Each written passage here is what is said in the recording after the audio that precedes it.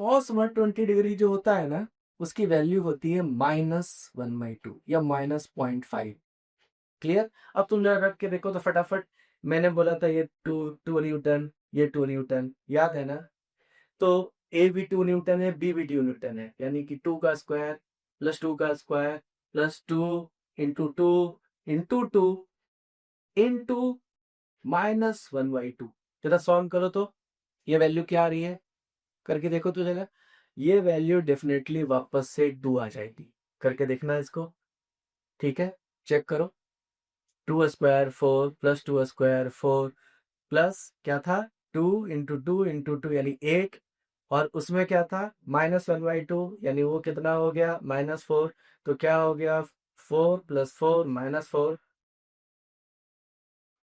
√4 2। Clear? बात समझ में आई क्या?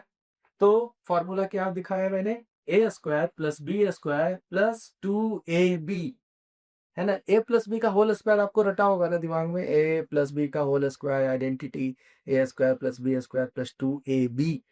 कुछ नहीं करना है, 2ab में cos थीटा और जोड़ दो। Always remember a plus B का होल स्क्वायर जो बेसिकली है वो क्या है, वो चलो किसी और दिन बात करेंगे वो क्या है, ठीक है?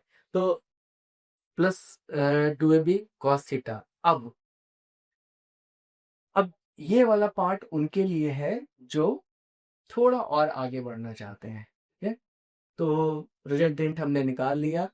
आर चाहो तो क्या कर दो, आर लिखने के लिए अंडर रूट कर दो, तो under root A square plus B square plus 2ab cos theta, ठीक है? अभी कुछ कुछ ना उनसे सवाल पूछ लेगा कि find the value and direction of resultant. कुछ नहीं है भाई साहब, इसी फिगर में वापस चलो जरा, इसी डायगोनल में हमको इस डायगोनल का इस बेस के साथ एंगल निकालना है, डायगोनल का बेस के साथ। और ये दोनों साइड के बीच का एंगल 120 डिग्री था, यानी दोनों given force. Now we have to find the angle between the resultant जो आपका आउटकम आया है with the one of the forces. Clear? इसका फॉर्मूला होता है, क्या होता है, इसको कई बुक्स में टैन बीटा लिख देते हैं, कहीं कहीं पे टैन अल्फा लिख देता है, तो आपको जो भी लिखना है लिख लो, जिससे भी आपको एंगल को रिप्रेजेंट करना है। लेट से बीटा है ना, ये वाला एंगल बीटा है, तो tan beta is equal to क्या हो जाएगा, tan beta is equal to, tan होता क्या है, टैन होता है sine theta upon cos theta. इतना बेसिक ट्रिक आता है क्या?